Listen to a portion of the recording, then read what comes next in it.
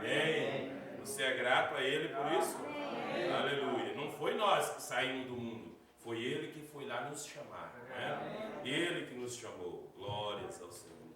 Graças a Deus. Até aqui nós chegamos porque Ele nos sustentou nessa grande batalha, né? Ele é fiel em suas palavras, em suas promessas, e nós prosseguimos lutando, porque nós sabemos que aquele que prometeu é poderoso para cumprir tudo o que Ele tem prometido em sua palavra, né? Então nós queremos adorá-lo, servi-lo de todo o nosso coração, porque Ele é um Deus que não falha, né? É um Deus rico em misericórdia e em bondade. E aqui nós estamos agradecidos, ainda que nós não temos tudo o que nós queremos, mas nós devemos valorizar tudo o que nós temos, né? Então, quando nós fazemos assim, Deus vai confiando e se agradando de nós, e Ele dá aquilo mais que nós queremos, que é louvável aos olhos dEle, que é necessidade, que é louvável, então Ele vai nos concedendo, né? Graças a Deus. Deus abençoe a irmã Márcia, né? Foi bem de viagem, não? Graças a Deus. Amém. Louvado seja o Senhor, né?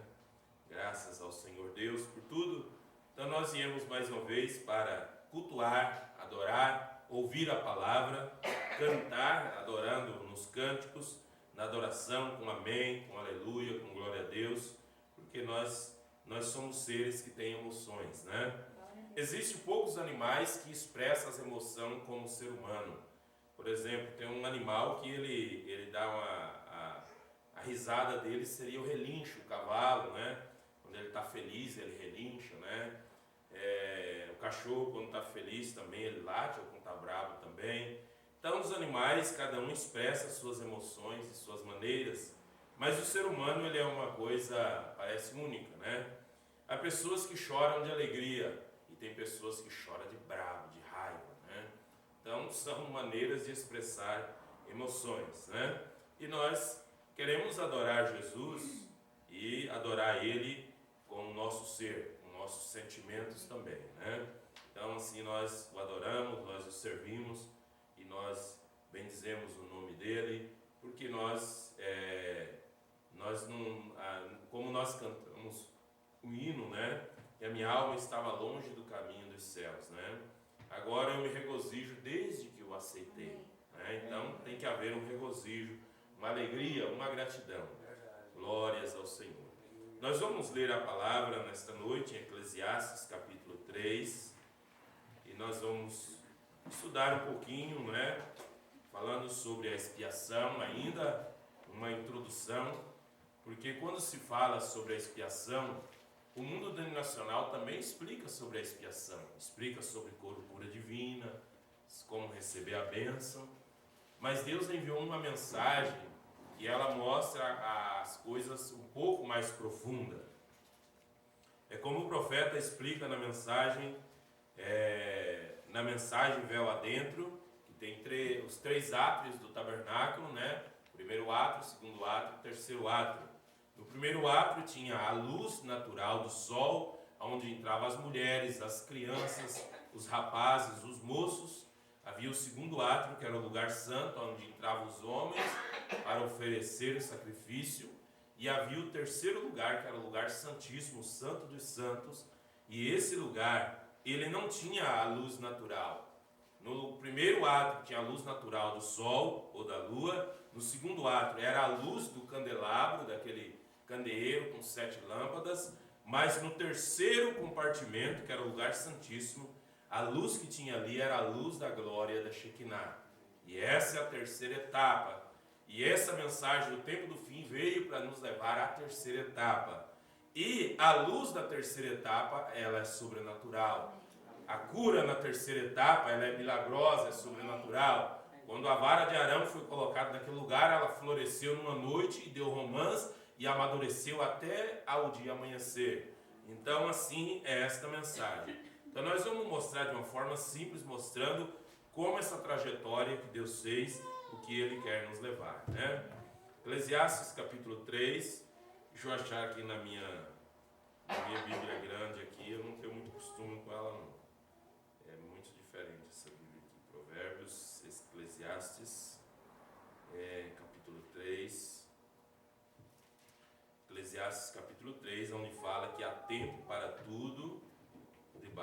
sol. Né? Quando fala tudo, é tudo, né? Não é quase tudo.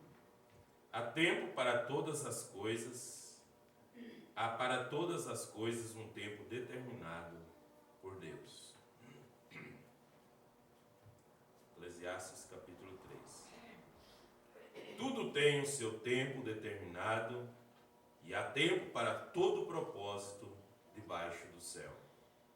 Há tempo de nascer e tempo de morrer, tempo de plantar, tempo de arrancar o que se plantou, tempo de matar e tempo de curar, tempo de derribar e tempo de edificar, tempo de chorar e tempo de rir, tempo de prantear e tempo de saltar, tempo de espalhar pedras e tempo de ajuntar pedras, tempo de abraçar e tempo de afastar-se de abraçar, tempo de buscar, tempo de perder, tempo de guardar e tempo de deitar fora, tempo de rasgar e tempo de coser, tempo de estar calado e tempo de falar, tempo de amar e tempo de aborrecer, tempo de guerra e tempo de paz. Que vantagem tem o trabalhador naquilo em que trabalha? Tenho visto o trabalho que Deus deu aos filhos dos homens para com ele os afligir. Tudo fez formoso em seu tempo, também pôs o mundo no coração deles, sem que o homem possa descobrir a obra que Deus fez, desde o princípio até o fim. Já tenho conhecido que não há coisa melhor para eles do que alegrarem-se e fazerem bem na sua vida. Querido Deus e eterno Pai, esta é a Tua palavra e a Tua palavra é a verdade. Nela nós queremos estar firmados, edificados, porque dessa palavra vem a revelação para nós, para tudo, ó Pai. Como diz aqui o sábio Salomão, que há tempo para tudo, tempo de afastar, tempo de aproximar, tempo de abraçar, tempo de plantar, tempo de arrancar, tempo de ajuntar, tempo de deitar fora, há tempo de nascer, tempo de morrer, há tempo para tudo. E nós queremos descobrir qual é o tempo que nós estamos vivendo e qual é o nosso propósito aqui nesse tempo e qual é o propósito do Senhor nesse tempo em nossas vidas, ó Pai, na Tua igreja. E assim nós queremos viver de acordo com o tempo e a hora que nós estamos vivendo e estarmos nessa atmosfera de arrebatamento, sendo alimentados com esse alimento espiritual no seu devido tempo. Em nome de Jesus Cristo, ó Pai, venha nesta noite ao encontro de nossas almas e unge a Tua palavra, Senhor, em nossos corações. Circuncida nossos ouvidos para ouvir a Tua voz, para aprender a ouvir de Deus, para sermos alimentados com esse alimento espiritual. Ajuda-nos, ó Pai, nesta hora. Nós pedimos, rogamos, ó Deus, que nenhum de nós saiamos daqui como entramos, mas que possamos sair melhores, sairmos consolados, sairmos daqui libertos, sairmos daqui com alegria e com a Tua paz, com alegria, com certeza da segurança de vida eterna, Pai. Em nome do Senhor e Salvador Jesus Cristo, é que nós rogamos as Tuas bênçãos e agradecemos. Em nome do Senhor Jesus. Amém, Senhor, amém. Podeis sentar, irmãos? Louvado seja Deus. Há um tempo determinado para tudo debaixo do sol. Às vezes nós não compreendemos, não aceitamos o tempo e o que Deus está fazendo. Se há tempo de nascer, há tempo para morrer. Se há o tempo de abraçar, tem o tempo de afastar também. Se tem o tempo de plantar, tem o tempo de arrancar. Tem um tempo de rolar pedra, tem um tempo de ajuntar as pedras. Há um tempo para tudo debaixo do sol. E Deus deu livre-arbítrio para o ser humano. Ele tem um tempo determinado para tudo. E às vezes nós fazemos as coisas no nosso tempo, não no tempo de Deus. E Deus deu livre-arbítrio. Mas assim que Ele deu livre-arbítrio, também Ele pedirá conta de tudo. Ele pedirá conta de tudo. Ainda em Eclesiastes, no capítulo 12, se você queira ler aí, Eclesiastes capítulo 12, versículo 13 e versículo 14. De tudo que se tem ouvido, o fim é: teme a Deus e guarda os seus mandamentos. Né? De tudo que você já ouviu, que você está ouvindo, teme a Deus e guarda os seus mandamentos. Porque este é o dever de todo homem. A Bíblia, ela fala homem, mas quer dizer do ser humano. Quando ela usa a expressão homem, ela está dizendo a expressão de todo ser humano. Né? Temer a Deus e guardar os seus mandamentos, que isso é o dever de todo homem. Porque Deus há de trazer a juízo toda obra, até tudo que está encoberto, quer seja bom, quer seja mal. Tudo que você fez, tudo que você pensou, tudo que você falou, desde o seu primeiro choro, está gravado diante de Deus. Todas as coisas erradas que eu fiz ou que você fez, tudo está gravado, a menos que nós se arrependamos desses pecados e desses erros, e nós entramos pelo caminho provido por Deus. Amém. Senão eles vão aparecer um dia no telão, no juízo de Deus, para todas as pessoas verem. Não só o que você fez, o que você falou, mas até o que você imaginou na sua mente. Tudo isso vai ser descoberto, a menos que você entre pelo caminho que Deus proveu. Arrependei-vos e cada um de vós seja batizado em nome do Senhor Jesus Cristo para perdão dos pecados e recebereis o dom do Espírito Santo. Por quê? Porque essa é a única forma de os pecados serem perdoados, é se arrepender e dizer: Senhor, eu peço perdão do que eu fiz, mas não ficar só aí, tomar uma atitude também, porque o batismo nas águas não lava o pecado de ninguém, nem de rio, nem de mar, de nada, não lava o pecado. O profeta Jeremias diz: ainda que te lave com salitre e amontoe sabão, o teu pecado continua diante de mim. Não tem água que lave, não tem salitre, nem enxofre que lave o pecado do ser humano. Não há nada que lave. A única coisa que pode nos lavar é o sangue do Senhor Jesus. Ah, sim, este sim. Por isso que Isaías capítulo 1, versículo 18 diz: vinde e argui-me, diz o Senhor, ainda que os vossos pecados sejam vermelhos como escarlata, se tornarão branco como a neve. Ainda que os vossos pecados sejam vermelhos como carmesim. Por que escarlata? Escarlata é como sangue, aquele sangue vermelho, na hora que se corta uma pessoa, um animal, aquele sangue vermelho, bem vermelhinho, a escarlata. Ainda que ele seja escarlata, eles se tornarão branco como a neve, né? E ainda que eles sejam vermelhos como carmesim, quando o sangue coalha, fica aquele vermelhão escuro, né? Ainda que eles sejam vermelhos como carmesim, eles se tornarão como a branca lã. Mas para isso acontecer, tem que ser pelo caminho, pelo propósito de Deus, pelo plano salvífico de Deus, né? Pelo plano salvífico de Deus. Agora veja, então, nos céus há um livro de registros, né? Há um livro de registros, tanto das boas obras quanto das más obras. Agora, quando nós entramos por esse caminho provido por Deus, as más obras riscadas, então há um registro lá somente das boas obras que você faz. Veja. Agora, a vida não termina no caixão. A vida não termina no caixão, né? Veja, não termina ali, porque as pessoas podem levar flores e dizer palavras, podem dar beijinho, acariciar, e pode dizer que vai ficar com saudade, pode dizer isso, pode falar aquilo outro. A vida não termina ali.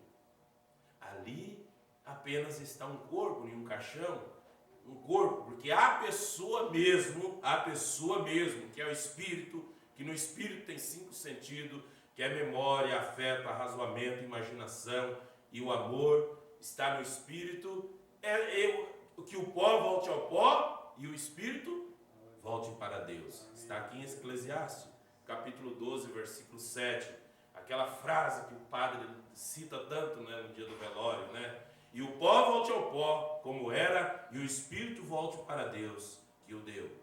E não é, esse corpo não tem vida sem espírito, porque um corpo sem espírito, ele está morto. Então, a memória, o que você é, está em seu espírito, e a alma é a natureza do espírito. Veja, então, sua alma vai para a eternidade, porque a alma é a natureza do espírito. ver. Então, nós vemos que então a vida não termina no caixão, as flores, as palavras, os choros e tudo mais. Está falando aquela pessoa ali, não ouve mais nada daquilo, mais nada. Ela não ouve mais nada. Ali está apenas uma carcaça. Nós temos um afeto, um respeito e honramos o morto, vamos ao velório, isso é bíblico e tudo mais, mas não está mais ali a pessoa. Não está mais ali. Ora, mas e para onde que foi então? Para onde vai? Só existe dois final. Só existe dois fins, ou o céu ou o inferno. Na verdade, a palavra inferno, ela nem existe. A Bíblia fala de Tártaro, Geena, casa de prisão. Mas é descrevida a palavra inferno ela é uma palavra que em todas as línguas ela dá-se uma ideia desse lugar terrível que vai às pessoas que morrem sem Deus. Das pessoas que morrem sem Deus. Na sua Bíblia, no Evangelho de São João, como você então alcançar vida eterna? Evangelho de São João, capítulo 5, versículo 39. Examinais as Escrituras, porque cuidais ter nelas a vida eterna. Então aqui, da Bíblia Sagrada é que vai mostrar para nós o caminho para a vida eterna. E na Bíblia Sagrada também mostra o caminho da perdição, o final daqueles que morrem sem Deus, daqueles que se encontrarem no dia do arrebatamento, do juízo sem Deus, né? Ainda no Evangelho de São João, no capítulo 5, Evangelho de São João, capítulo 5, no versículo 28 e versículo 29 do Evangelho de São João, capítulo 5, versículo 28 e versículo 29, a palavra do Senhor diz assim: não vos maravilheis disto, porque vem a hora em que todos, não alguns, fulano, ciclano, beltrano, não vos maravilheis disto, porque vem a hora em que todos que estão no sepulcro ouvirão a sua voz. E os que fizeram bem sairão para a ressurreição da vida, e os que fizeram mal para a ressurreição da condenação. Então, não existe meio termo para o ser humano. As pessoas é que procuram meio termo. Uma igreja que a pessoa possa viver como quer. Não, essa igreja não serve para mim, essa é muito rígida. Contanto que eu sirvo a Deus, contanto que frequento uma igreja. É assim que a Bíblia diz? Será que é assim que a Bíblia diz? Veja, então esse é um tempo que Deus tem enviado um profeta com uma mensagem para centralizar as Escrituras, para revelar todos os mistérios, para trazer a Escritura ao dia atualizado, ao dia em que nós estamos vivendo. O que Deus requer hoje? O que Deus está exigindo de nós hoje? Deus é santidade, mas Deus é justiça também. Porque há caminhos que pregam santidade, mas Ele é justiça. E assim, quando João Batista, pregando a ribanceira do Rio Jordão, e veio Jesus para ser batizado, e ele olhou para Jesus e disse: eis o Cordeiro de Deus que tira o pecado do mundo. E então Jesus veio chegando para ser batizado por ele. João disse assim: Senhor, tu vem para mim para ser batizado, eu careço ser batizado por ti, e eu não sou digno nem desatar as correias das suas sandálias. E Jesus disse: João, deixa esse discurso por agora, João. Assim convém cumprir toda a justiça. Ora, será que Jesus tinha pecado que precisava ser batizado? Não, ele não tinha. Mas tinha que cumprir toda a justiça. Que é a justiça? A palavra de Deus. Porque quando o cordeiro era para ser sacrificado no templo, quando o cordeiro ia ser sacrificado no templo, ele tinha que ser colocado 7 dias em observação, e ele era lavado antes do sacrifício. Por isso Jesus era o Cordeiro de Deus que tira o pecado do mundo, tinha que ser batizado antes de subir ao Calvário e ser sacrificado, para tirar o pecado do mundo. Porque estava profetizado acerca dele, que maldito aquele que for pendurado no madeiro, porque ele se fez maldição por nós, ali pendurado naquela cruz. Por isso, Jesus disse: assim como Moisés levantou a serpente de metal, assim importa que o Filho do Homem seja levantado. E no Evangelho de São João também ele diz: e eu, quando for levantado da terra, atrairei todos a mim. Então, todos conhecem a história de Jesus, todos sabem sobre Jesus, todos sabem sem o Calvário, mas o Calvário só tem benefícios para aqueles que receberem e aceitarem o que é que aquilo representa, o que é aquilo. Porque muitos estavam debaixo daquela cruz, e ele pendurado lá, e eles passavam e diziam assim: se fosse mesmo Filho de Deus, ele tinha descido daí. Se ele fosse mesmo, se fosse, é um espírito de dúvida. Né? Mombrando disse que o diabo, ele estava acostumado a matar todos os seres humanos. Ele matava através da morte, porque a morte reinou pelo pecado. A morte reinou pelo pecado. Então, todos que pecaram teriam que morrer. Então, Adão morreu, Abel morreu, Sete morreu, veio morrendo Noé, Moisés, Elias, Jeremias, Davi, Salomão, todos, Samuel, todos iam morrendo. E então, Satanás, ele sabia que um dia viria um que ia vencer a morte. E ele veio matando tudo, né? E ele estava sempre duvidando. Quando Jesus foi ao deserto para orar e jejuar, Satanás foi lá no deserto para tentá-lo. E ele dizia: se tu és. Você já viu alguém dizer para você: se tu fosse crente, igual tu fala, tu não fazia isso. Se tu é uma dúvida. É uma dúvida, é alguém que está duvidando da tua fé. É alguém que está duvidando que você tem uma intimidade, uma comunhão com Deus. É alguém que duvida que você é salvo. Se tu és o Filho de Deus, transforma essas pedras em pães. Se tu és o Filho de Deus, joga-te daqui de cima do pináculo desse templo, porque está escrito: e me darão ordem aos anjos a teu respeito, para que não te tropece com teus pés em pedra alguma. Veja, se tu és.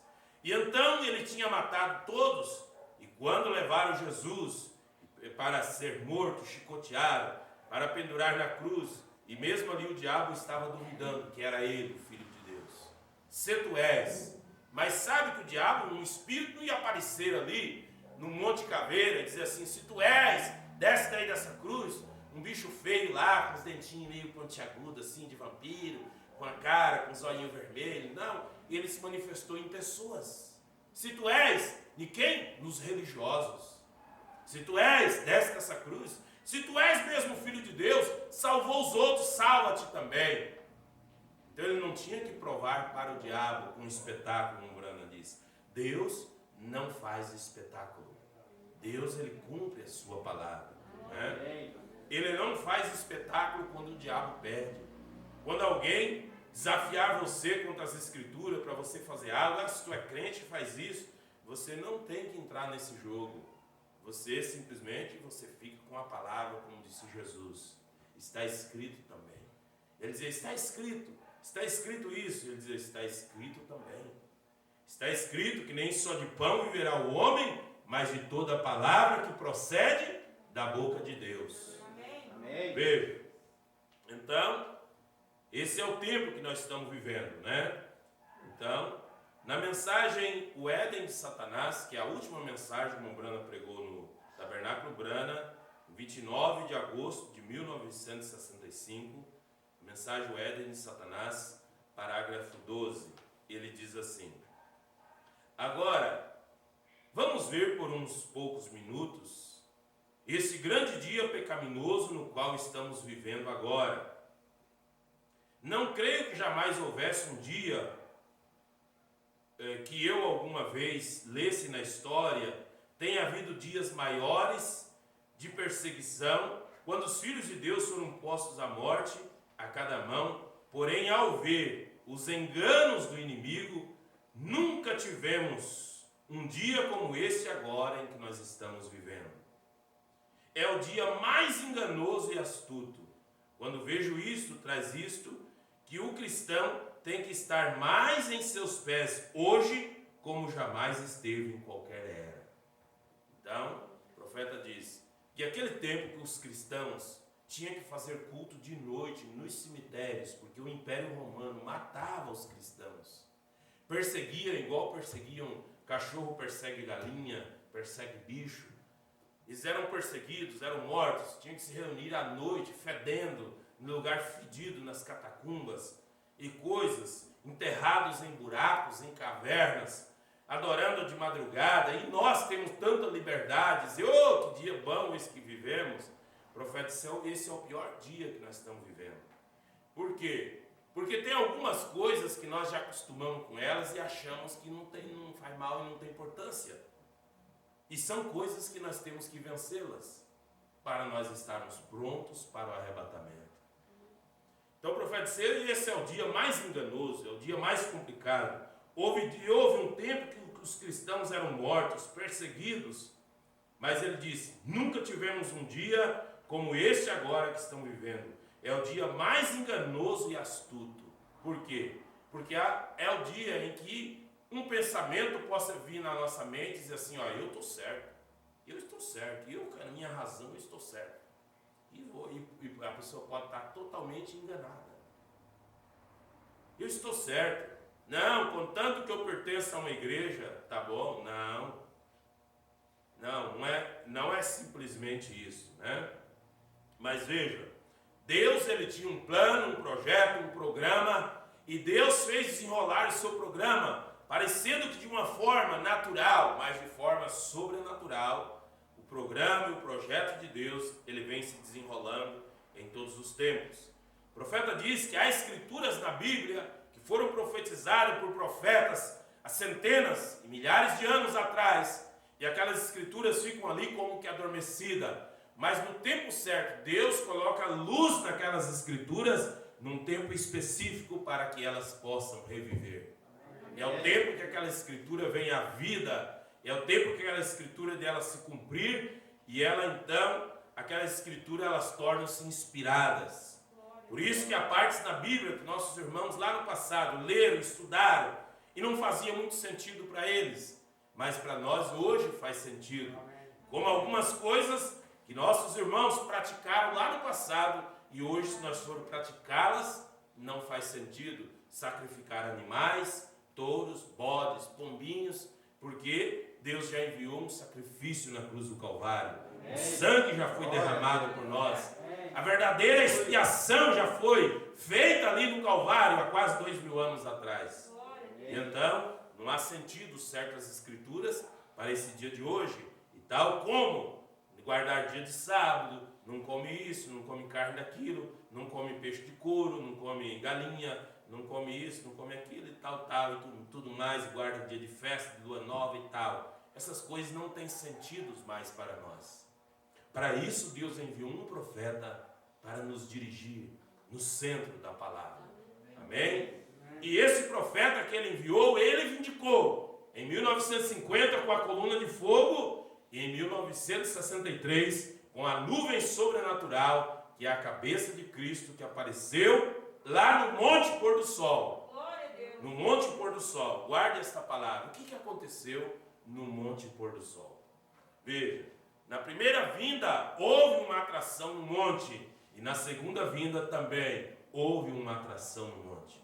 Na sua primeira vinda houve uma atração no monte.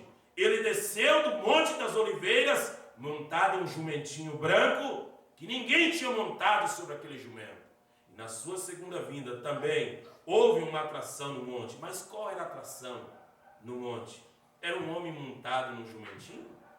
Qual era a atração sobre a montanha? Qual era a atração no Monte Pôr do Sol? Era um homem ou era Deus cumprindo a sua palavra? Então, nós vamos ler na mensagem Novo Ministério, né?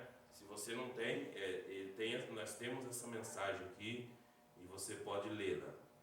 Eu já citei outro dia, eu vou citar rapidamente por cima, né? Hoje não é uma pregação, é um estudo assim, devagar, para você compreender algumas coisas, para que guarde, desça no seu coração, você compreenda que o ministério do profeta William Marlon Branham, ele teve 3 puxadas, houve mudança de ministério. Agora, é interessante interessante você conhecer o ministério de William Marion Branham, para que você entenda o que ele pregou também. E o que ele pregou em cada tempo, para que você possa entender, né? A pregação é outra, não há tempo de nós explanar tudo aqui. Mas na mensagem Novo Ministério,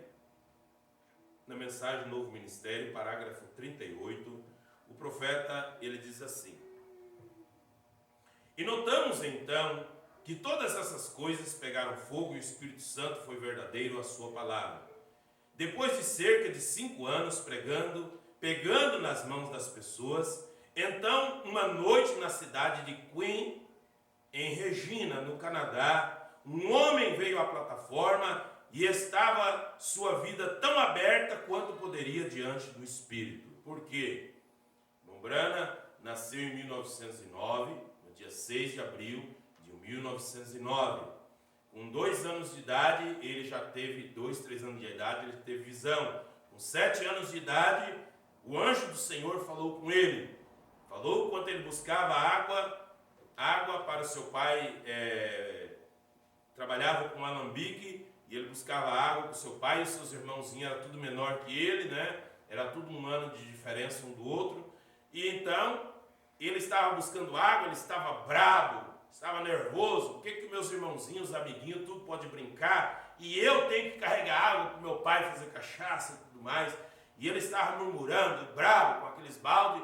E quando ele passava debaixo de uma árvore de álamo, e houve um redemoinho, começou em cima daquela árvore, a soprar o vento, era um dia calmo, e lá para umas 3, 4 horas da tarde, eu creio que era, e ele, um dia calmo, e um redemoinho começou só naquela árvore, e mexendo nas folhas daquela árvore, fazendo um barulho. E então ele pensou assim, é um redemoinho, mas aquele redemoinho começou a barulhar mais, e daquele redemoinho saiu uma voz: nunca fumes, nunca bebas, nunca corrompa teu corpo com mulheres, porque há uma obra para te fazeres quando tiveres maior idade. E ele, quando ouviu aquela voz estranha, ele olhou para cima, não viu ninguém, e aquelas folhas rodopiando, e ele saiu correndo, jogou aqueles balde, e foi correndo para casa e disse: mamãe, tem um homem ali naquela árvore. E a mamãe falou: não filho, não tem ninguém lá. Não, porque ouviu uma voz. Ninguém compreendia ele, né?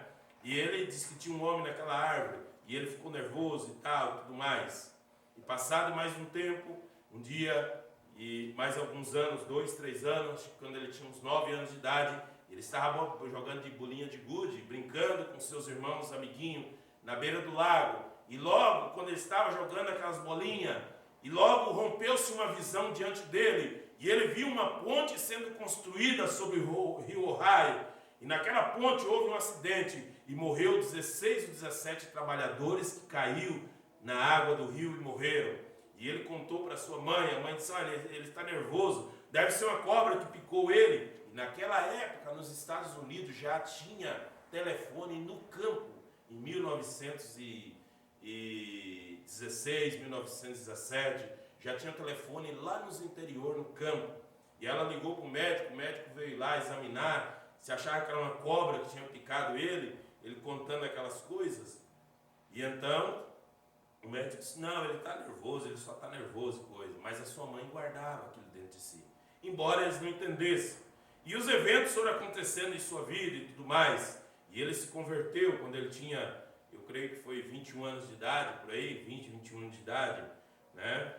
Então, nós vemos que o Branham começou a pregar. Em 1933, ele começou a pregar. E ele começou a batizar as pessoas em nome do Senhor Jesus Cristo. E então, ele teve aquela visão, né, da inundação do rio Ohio e tudo mais. E os irmãos conhecem a história, né? Se você que não conhece, tem que ler a história, os livros, as séries sobrenatural, você vai ver. Mas, na inundação do rio Ohio, em 1937, o irmão Branham perdeu a sua filhinha, a sua esposa, e a unção se foi dele. A unção, ele havia uma unção, entrava nos hospitais, orava para as pessoas, elas eram curadas e tudo mais, pessoas que estavam para morrer. E então aquela unção se foi dele. E ele continuou a pregar, mas aquela unção havia se ido, e a sua igreja diminuiu-se muito. Mas em 1946, quando o irmão Branham estava tinha chegado da patrulha, e ele estava ali no terreiro. Um redemoinho pegou ele assim, rodopiou ele assim, jogou ele na parede da casa.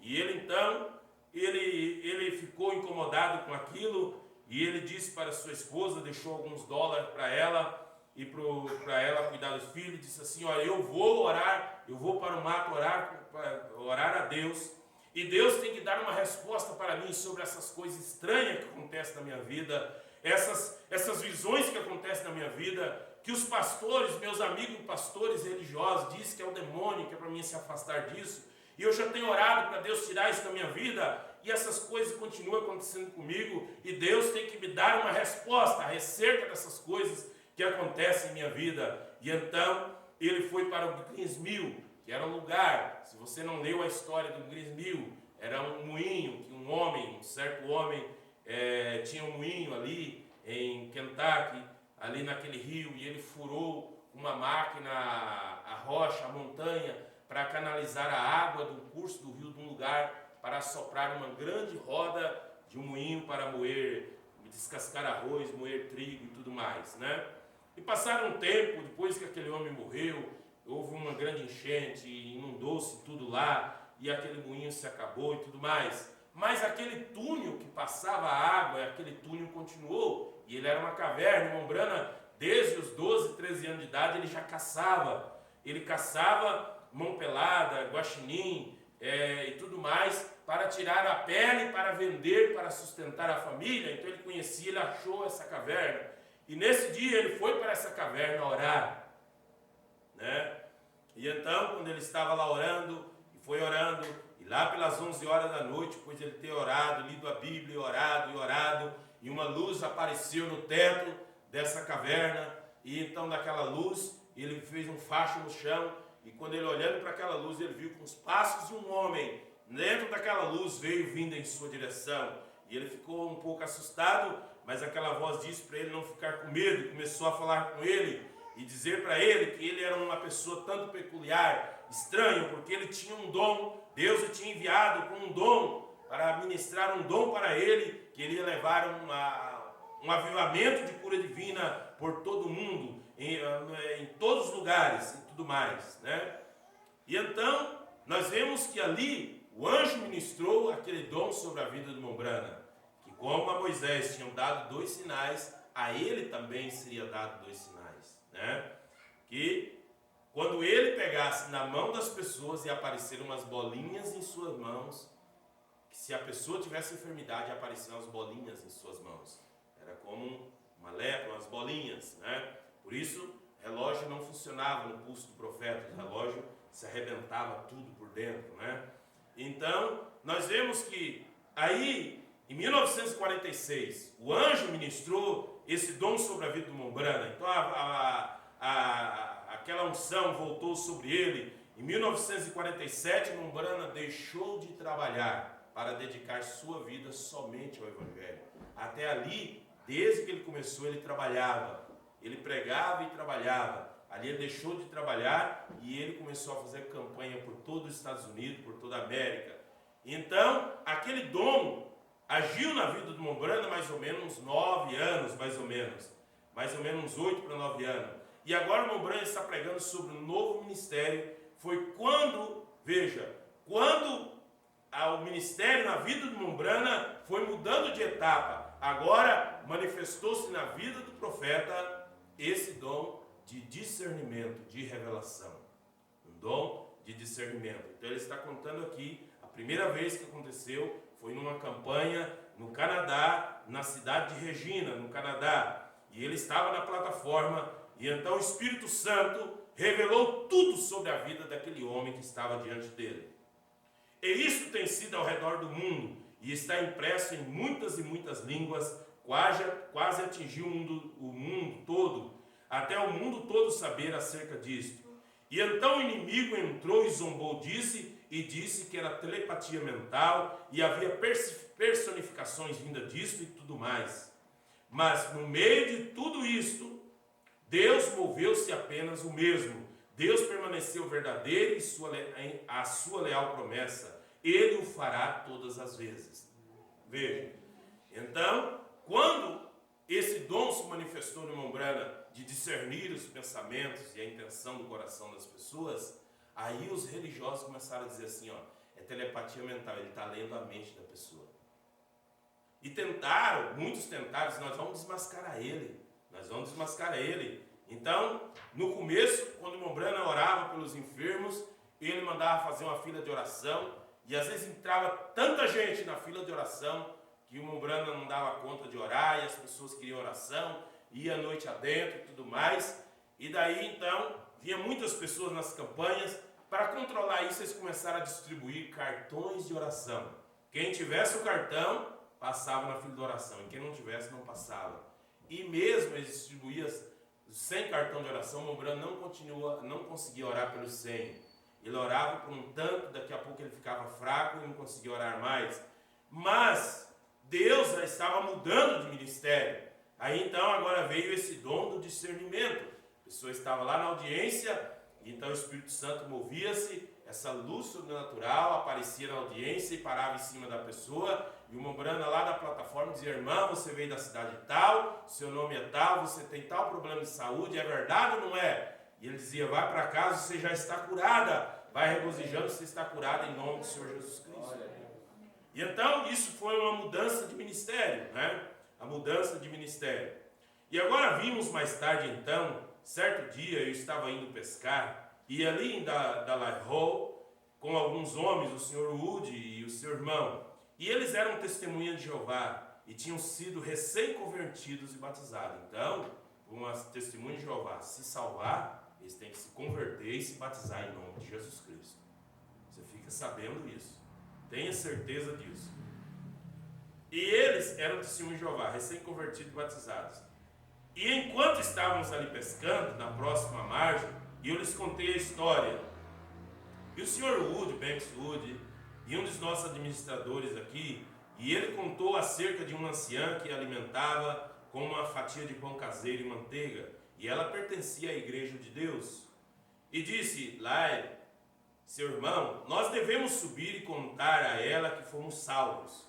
Você sabe, há certas coisas que nós podemos dizer que se agarram com o Espírito Santo, apenas certas coisas que o agrada bem então. E quando dizemos aquela coisa, então, meu diz assim, ó, há certas coisas que nós dizemos que agrada ao Espírito Santo.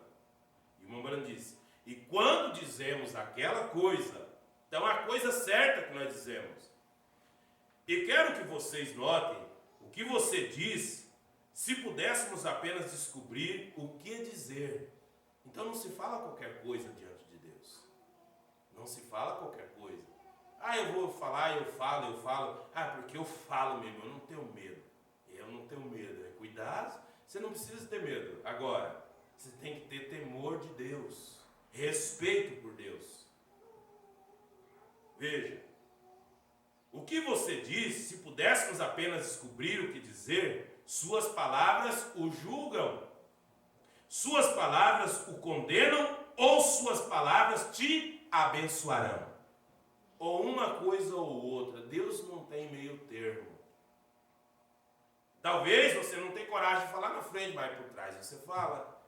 Ah, eu queria falar isso por mão, mas talvez você não concorde com uma coisa aqui na igreja, mas em casa aí você conversa com a mãe, ou com o pai, com não sei quem, isso aí, eu não concordei com aquilo, não concordo com isso. Cuidado, Deus está ouvindo também. Deus está ouvindo. Suas palavras o condenam ou suas palavras o abençoarão. Não muito tempo depois que ele disse isto, e eu estava sentado na polpa do barco, pescando com um anzolzinho, para pegar pequenos peixes azulados para serem colocados na linha como isca, porque estavam sem isca. E eu estava pegando aqueles peixinhos e colocando em um balde para serem usados na linha para pegar truta. E quando Banks disse isso, de repente algo me atingiu. E ele disse a coisa certa. Então tem que dizer a coisa certa. E o Espírito Santo falou, disse: assim diz o Senhor, tu verás em poucas horas que haverá a ressurreição de um animalzinho. Então, quando aquele irmão disse isso, que ia testificar daquilo que ele tinha recebido em seu coração, ser batizado em nome do Senhor Jesus Cristo, que ele tinha recebido essa fé, que ele tinha encontrado a verdade, a mensagem da hora, que ele disse: olha, eu vou testificar para aquela senhora que dava pão com melado para nós. E quando ele disse isso, então algo atingiu o irmão Branham e disse: assim diz o Senhor, tu verás em poucas horas que haverá a ressurreição de um animalzinho.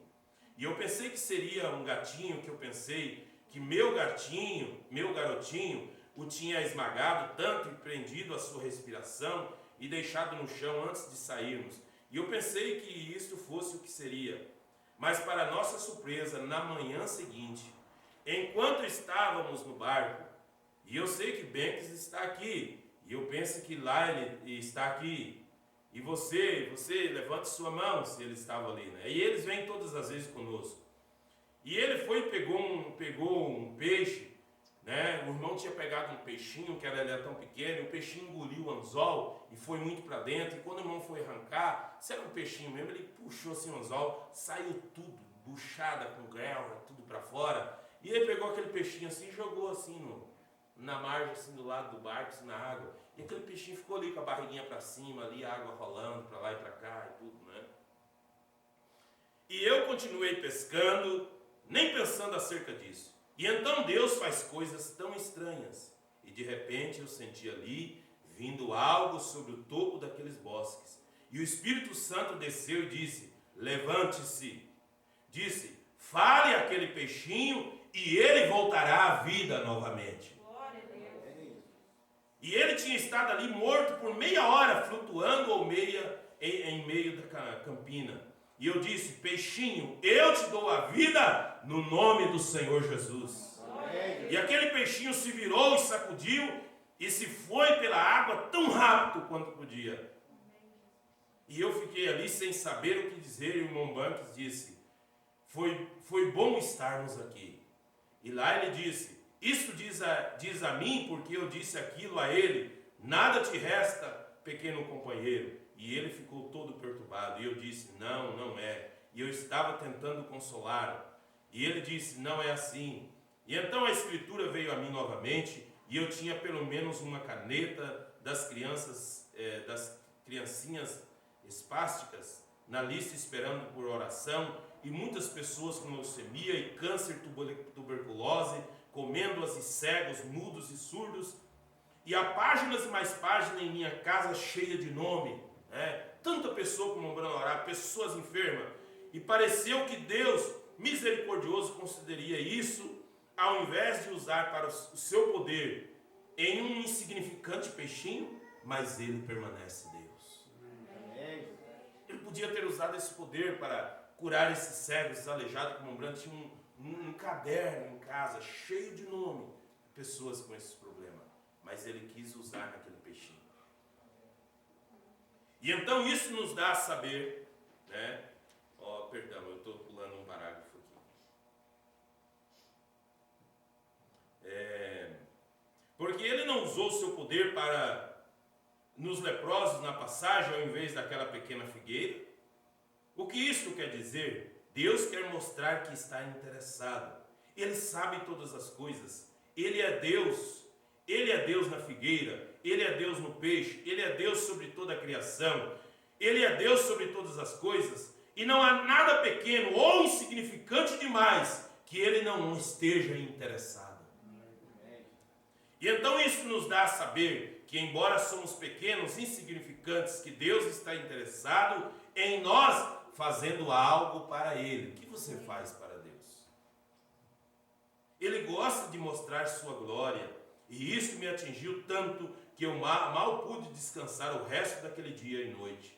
E isto foi há 2 anos, e constantemente isso tem me assombrado. E eu diria: eu apenas não posso dizer nada acerca disso, porque eu não posso posicionar isso na expiação. Tudo que disser lhe será feito. Tu podes ter o que disser. Irmão Branham, ele não conseguia entender, posicionar isso na expiação. Então o irmão Branham não sabia tudo desde que ele começou seu ministério. Ele foi aprendendo, Deus o foi treinando. Hoje nós podemos pegar toda a mensagem e lendo ela, estudando e tendo uma noção do todo, do completo, Mas Deus foi treinando o irmão Branham, ensinando e treinando, assim como nós também estamos sendo treinados. Você não aprende tudo assim no estralar de dedo, mas você vai adquirindo fé por ouvir a palavra de Deus. Amém. Porque a fé vem pelo ouvir a palavra de Deus. Amém. E eu tenho estado aqui nesse púlpito, nesse mesmo púlpito, tentando e ido nas escrituras e refreado disso e voltado, porque eu tinha medo de usar isto. O Branham tinha medo de usar isto. O assim diz o Senhor. Você não pode ter fé a menos que você saiba o que você está fazendo. Amém? Amém. Então é isso. Nós temos que saber o que nós estamos fazendo. Por isso você deve ler as mensagens. Você deve ler a Bíblia. Você deve ouvir a palavra. Porque você tem que saber o que você está fazendo. Eu quero o poder da palavra falar. Como nós... Você vê pessoas que gostariam de ter o poder de ver uma pessoa doente e esticar o dedo assim e falar: você está curado em nome de Jesus, você não tem mais nada. E nós até falamos por inspiração, mas às vezes é inspiração nossa. Você está curado, você já recebeu a tua vitória. Né? Então, o Branham disse, nós temos que saber posicionar isso na expiação. Por isso nós pregamos domingo passado sobre redenção. Nós temos que falar sobre expiação, porque você tem que saber quem você é. Você tem que saber debaixo de que pacto você está. Veja, vou pular um pouco aqui, parágrafo 61. E eu pensei, como pode ser isso, Senhor? Né? Como pode ser isso? O Branham estava se referindo lá sobre aquela palavra de Jesus, né? E dizer a este monte, ergue-te daqui, lança-te no mar, e não duvidar no seu coração, né? Mas crer que será feito aquilo que disse, e tudo o que ele disser será feito, né? E eu pensei, como será isto, Senhor? Isto seria eu falando, isto não faria algum bem, porque seria eu dizendo, então eu não posso dizer nada a não ser que ele tem dito, o que ele tem dito. Eu apenas digo isto pelas Escrituras, e todas as coisas repousam na expiação. Amém. Tudo tem que estar na expiação. No Velho Testamento, quando uma mulher, se ela fosse violentada por um homem malvado lá no campo, ou ela tivesse sido enganada e tal, e ela se engravidasse, ela tivesse um filho bastardo, aquele filho não podia entrar na congregação por 400 anos. 400 anos ele não podia entrar dentro da igreja, no templo. Veja. Aí perguntaram para o irmão Branham, mas e como é que fica isso agora? O irmão Branham diz assim, agora nós estamos vivendo no tempo da expiação. Por quê? Então você vai ver que a expiação, aquela expiação que era feita no Velho Testamento, com touros, que eram sacrificados, com cordeiros eram sacrificados, não cobria esse pecado, esse tipo de pecado. Mas veja, quando Deus proveu um cordeiro que foi sacrificado lá no monte do Gólgota, aquilo é diferente. Por isso a Bíblia diz que o sangue de Jesus Cristo nos purifica de todo pecado. Por isso nós lemos aqui Eclesiastes, o sábio Salomão dizendo que tudo que esteja encoberto, tudo que seja bom, que seja mal, não há nada que vai ficar encoberto, que não vai ser revelado. Mas quando nós trazemos isso debaixo da expiação, na expiação, então ele apaga o que era mal. Amém. E ninguém tem o direito de descobrir, porque ele mesmo não lembra mais.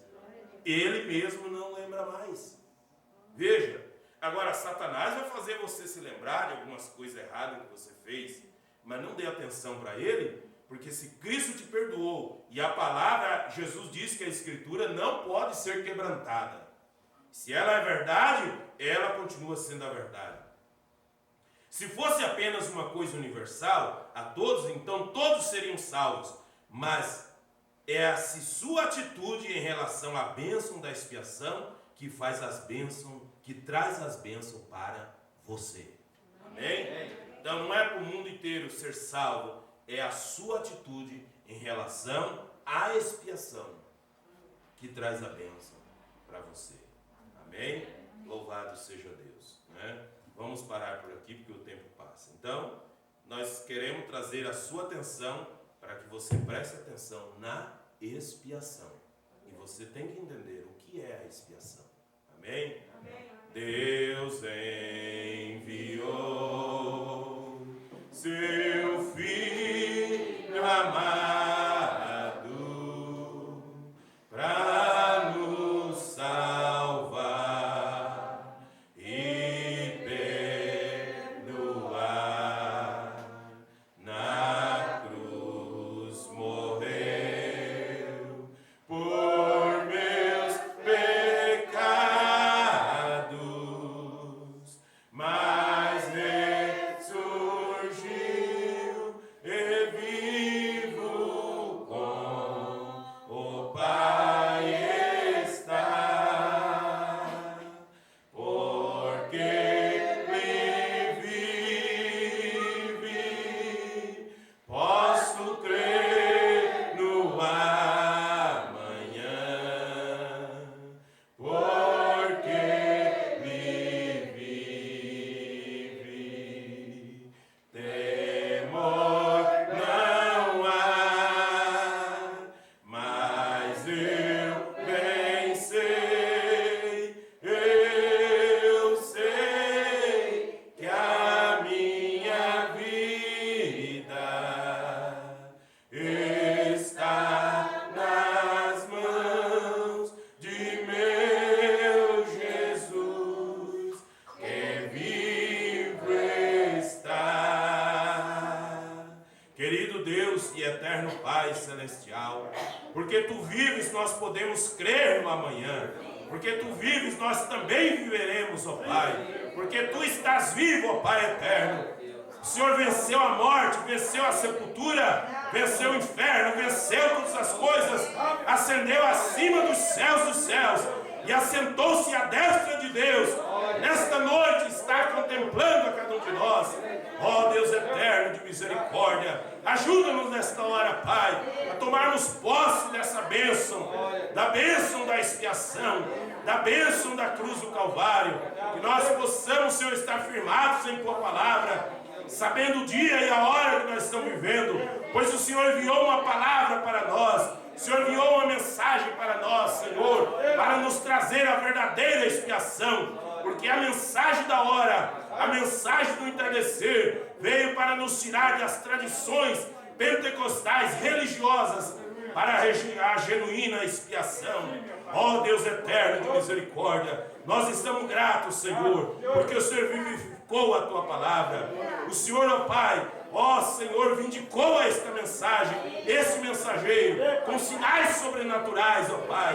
Ó, nós Te agradecemos, Jesus. Que o Senhor Deus nos ajude, Pai, a estarmos firmados nesta palavra, que esse é o pior dia que vivemos, diz o profeta, é o dia mais enganoso que vivemos, mas é o dia que o Senhor revelou a palavra, é o dia que o Senhor demonstrou a si mesmo entre nós, é o dia que o Senhor se manifestou em carne humana, é o tempo em que o Senhor tem, ó Pai, revelado todos os mistérios, é o tempo que o livro foi aberto para nós.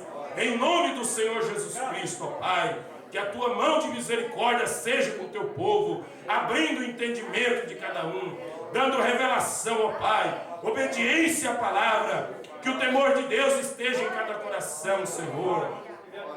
Em nome de Jesus Cristo, ó Pai, nós cremos, Senhor, no poder da expiação. Por isso cremos na nossa vitória, cremos na nossa cura. Por isso Satanás não tem poder sobre nós. Nós repreendemos toda a obra do mal, toda sorte de enfermidade, em nome do Senhor Jesus Cristo, ó Pai.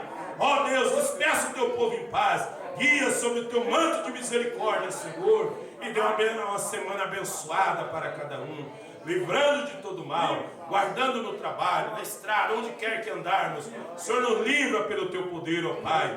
Derrama sobre nós o Teu Espírito, ó Pai. Em nome do Senhor Jesus Cristo, nós Te agradecemos, Senhor. Em nome do Senhor Jesus Cristo. Aleluia. Porque Ele vive, posso crer no amanhã, porque Ele vive.